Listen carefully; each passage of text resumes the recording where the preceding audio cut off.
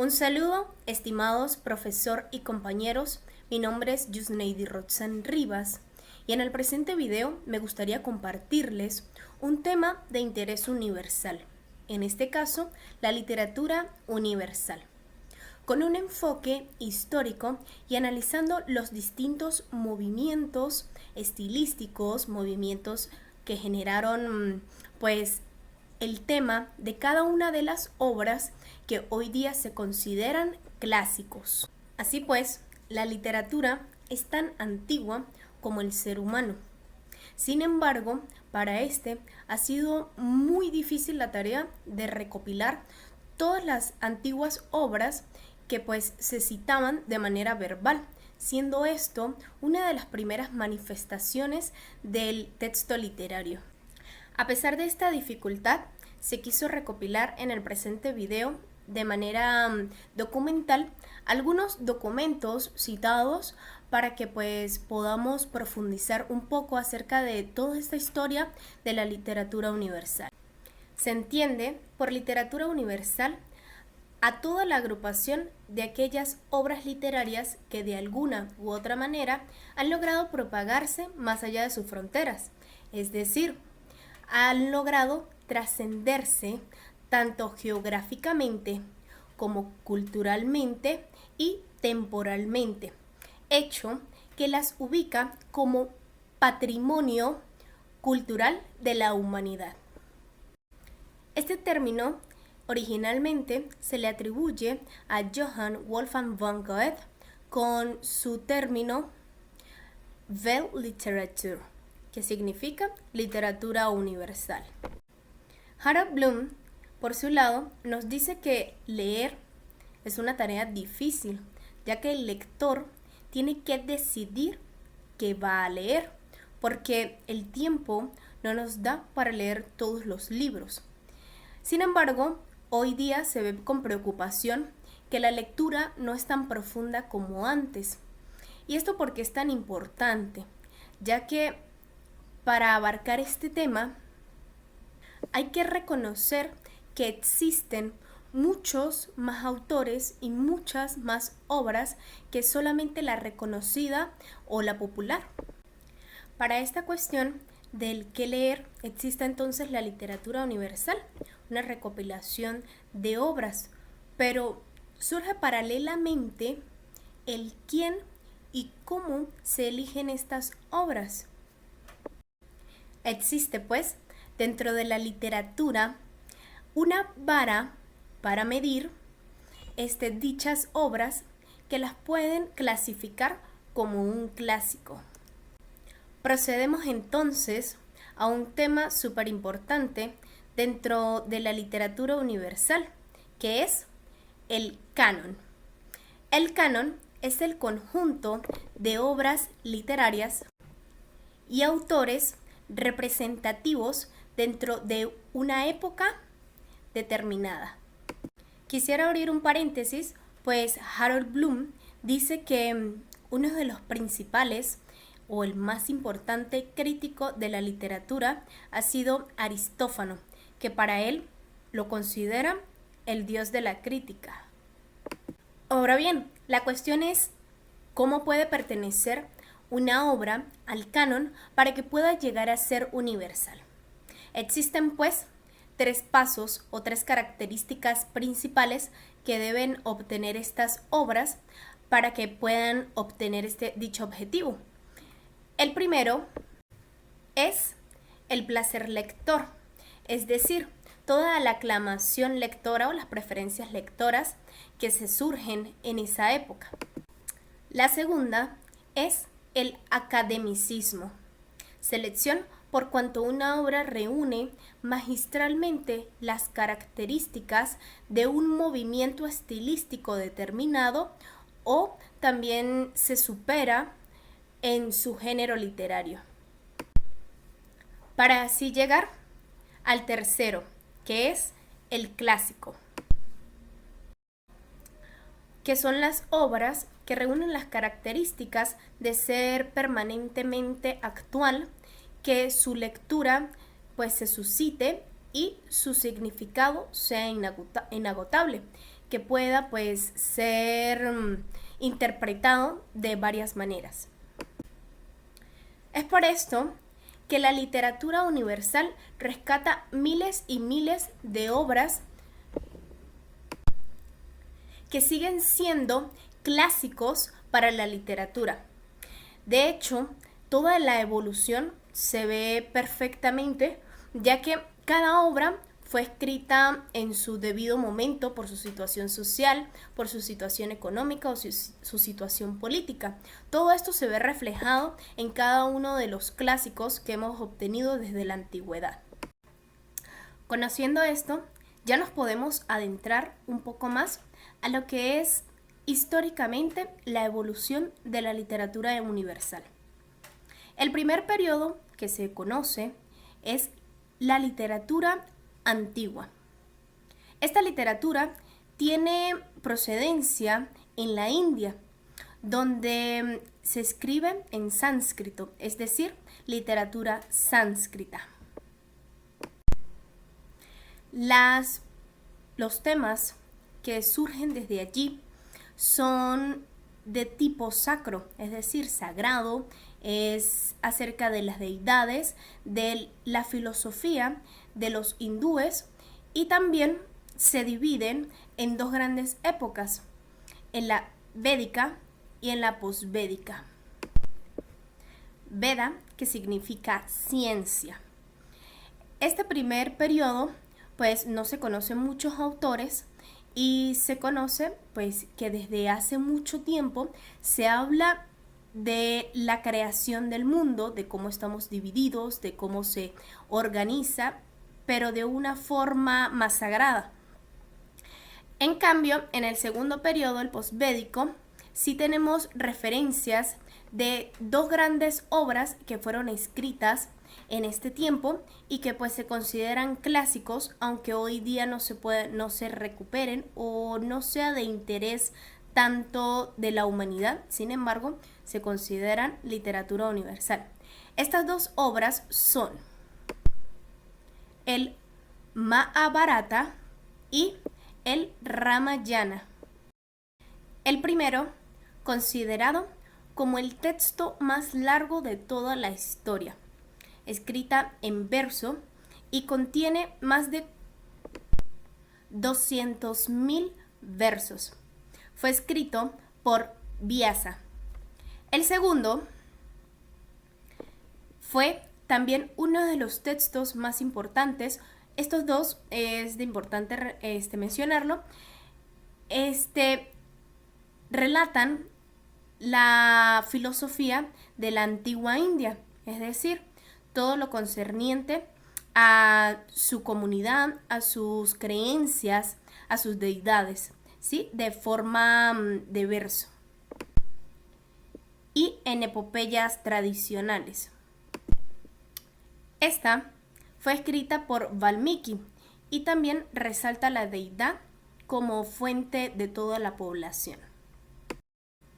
Es curioso porque dentro de la literatura sánscrita también se encuentra un escrito muy famoso que se llama el Kama Sutra, escrito por Vatsyayana.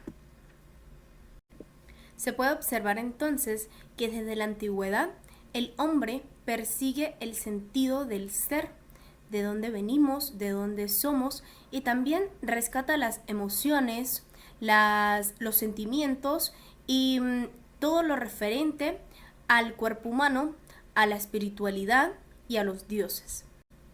Pasamos entonces a la siguiente época, que es la época mesopotámica, donde se remontan antiguas civilizaciones conformadas por sumerios, asirios, hititas, babilonios y acadios.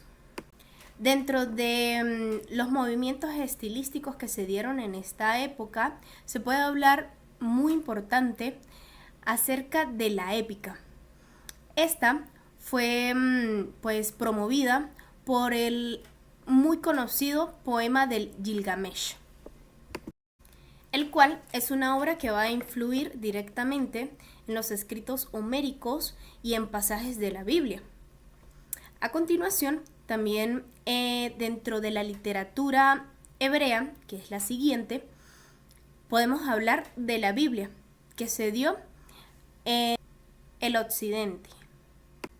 Es un libro, entonces, donde también se narra el principio del mundo, pero este va a tener pues una trama más evolucionada con la venida de Jesucristo. Se divide en el Antiguo Testamento y en el Nuevo Testamento.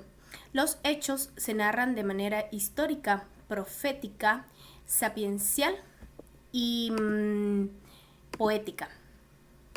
Es un libro que también va a influir directamente en la literatura árabe, que más adelante se va a proporcionar el libro del Corán, que es para el islamismo el libro sagrado.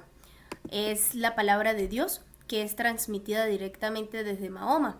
Todo esto tiene una conexión muy fuerte para darle sentido a la evolución del hombre, a su nacimiento, a su origen, y todo tiene que ver con una deidad, sea monoteísta o no sea monoteísta.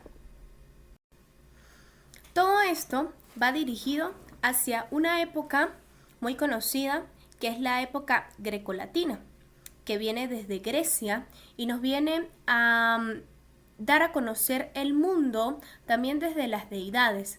Sin embargo, se va a centrar también en la épica y en la tragedia como movimientos estilísticos que van a dar al narrador y a la obra un sentido que pueda generar al lector una catarsis efectiva.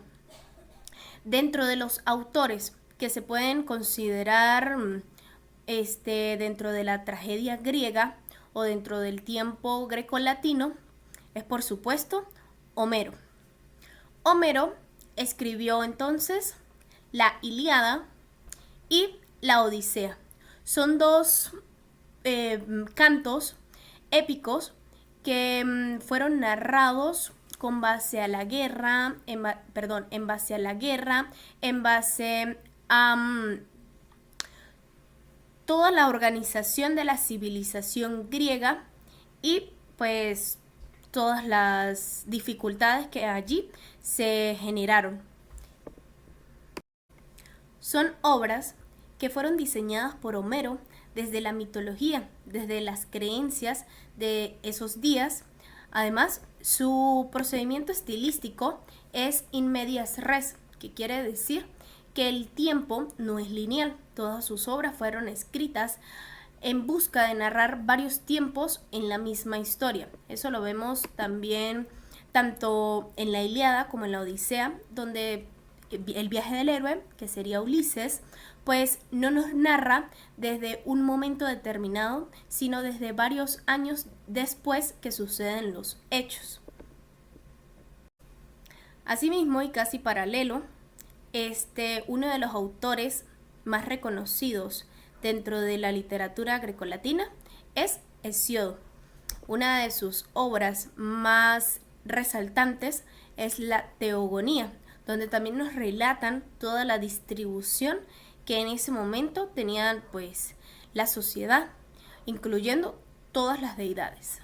Dentro de esta época también surge la literatura teatral griega, donde los ritos, donde los bailes y donde las tradiciones que se le hacían al dios Dionisio dieron origen a lo que hoy día es el teatro.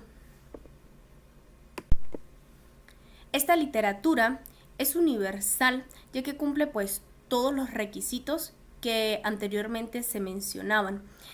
Los principales autores son Esquilo, Sófocles y Eurípides.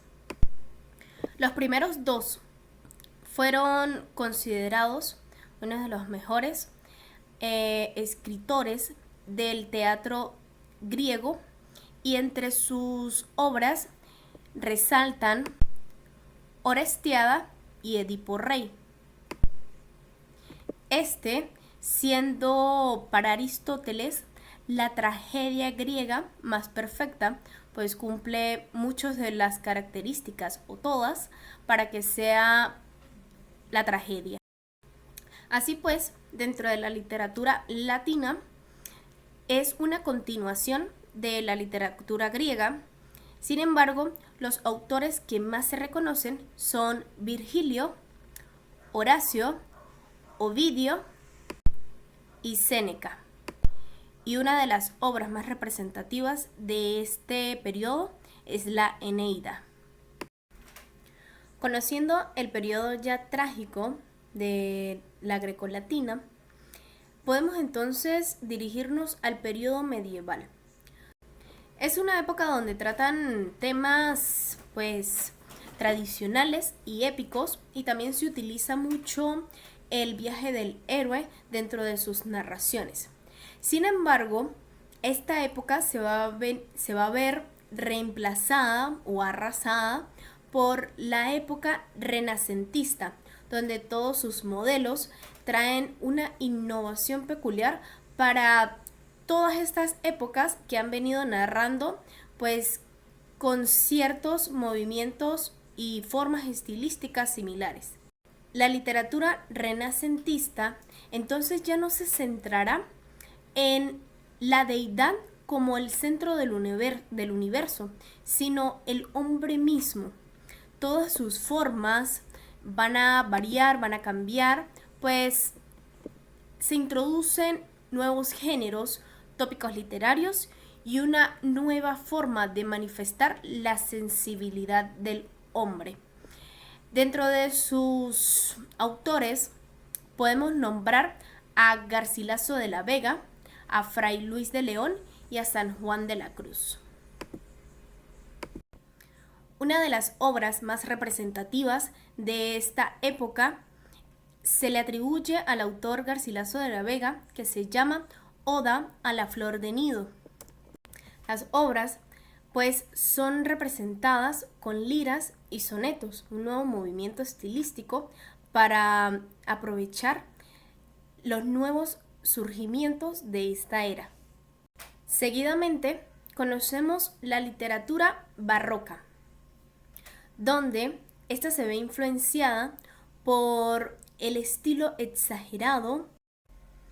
La forma de esta época es un tanto innovadora, ya que el autor pretende generar cierta dificultad en el texto para que el lector pueda generar cierta emoción o cierta dificultad cuando lo esté leyendo.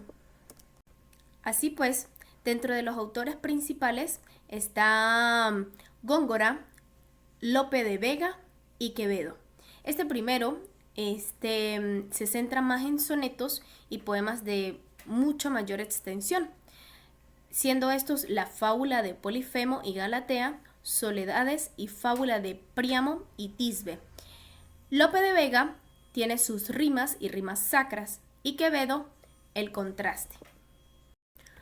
Luego surge la literatura neoclásica, que pues busca contradecir al barroco y quiere generar de nuevo un estilo como el renacentista clásico. Una característica principal de su estilo es el academicismo y la razón dentro de los textos. Los autores principales de este movimiento o de este estilo son Daniel Defoe con Robinson Crusoe, Molière con El Avaro y Pierre Corneille, El Cid, Horacio, Cinna y Polyeucto. Luego se da la literatura romántica, donde buscan pues dar un sentido individual, un sentido naturalista y que se centre también en la imaginación. Es un estilo donde no comparten los ideales o las doctrinas ya establecidas, sino que se guían más por la imaginación y la intuición. Es decir, se basan más en la experiencia individual. no tanto de los dioses, no tanto de lo exterior, sino de lo natural, del ser humano consigo y con la naturaleza. Sin embargo, esta característica de asimilar o de escribir a través de la imaginación y no reconocer a un dios, pues se vio como un acto de satanismo, pues los escritos eran peculiares. Por lo menos tenemos a Víctor Hugo, donde nos narran Los Miserables, y Mary Shelley, que nos narra una escena de un monstruo que ha creado, y pues es algo innovador porque es una lectura donde no se narra nada relacionado con la espiritualidad, sino que Frankenstein, el creado por Mary Shelley, es un monstruo que puede considerarse un poco grotesco. Surge luego la literatura realista, donde pues surge un nuevo movimiento que es la novela, que es la descripción de los hechos más centrados, más con un tiempo más elaborado y mejores descritos. Dentro de estos autores se pueden mencionar a Honoré de Balzac con La comedia humana, a Flaubert con Madame Bovary y Walt Whitman con Hojas de hierba. Ojo, la literatura realista no quiere decir de que solamente se base en lo lógico, también se basaba en la imaginación, pues dentro de la realidad también existe la imaginación. Llegamos entonces a una época muy importante, que es la época del modernismo. La literatura del modernismo es una literatura que se centró en la exaltación de lo perfecto, es decir, del preciosismo y de la belleza en el texto, pues la racionalidad no entra dentro de este movimiento, sino que más bien la belleza se lleva a cabo a través de la imaginación, de hechos reales o no reales. Sin embargo, se proporciona o se genera, se desarrolla un texto más elaborado que buscó la agilidad en su prosa. Dentro de los principales autores tenemos entonces a Rubén Darío con Azul, a José Martín con La República Española ante la Revolución Cubana, a Juan Ramón Jiménez con Ninfeas y a Manuel Machado con Alma. Llegamos entonces a la época contemporánea, donde se ve muchísimo la evolución del texto, la evolución del ser, del descubrimiento de ese ser. Sin embargo, dentro de esta época contemporánea, el autor se ve expresando su crisis existencial. Hay muchas preguntas y muchas dudas acerca de la existencia. También se genera el pesimismo, la tristeza. Sin embargo, esto cuenta como parte de la vitalidad, pues dentro de esta literatura el personaje y la trama se va desarrollando con emociones bastante fuertes. Esto se vio representado en dos movimientos estilísticos muy marcados, que fueron el vanguardismo y el futurismo. Los autores principales de esta generación son, por supuesto, Gabriel García Márquez con 100 años de soledad, Jean-Paul Sartre con El ser y la nada, Primo Levi, Si esto es un hombre, George Orwell con Rebelión en la granja y Albert Camus, El extranjero. Finalmente, podemos concluir que toda la literatura universal que se ha propuesto para el canon se basa principalmente en el descubrimiento del origen del ser humano, y no solamente de dónde viene, de qué país, sino cómo es desde su alma, cómo es desde su espíritu, y cómo este va evolucionando a través de muchos hechos que han escrito todos estos autores para poder llegar a, a una verdadera exaltación del ser. Por eso es que la literatura universal hace referencia a todas aquellas obras que trascendentalmente nos han marcado porque tienen algo en común con todo el mundo.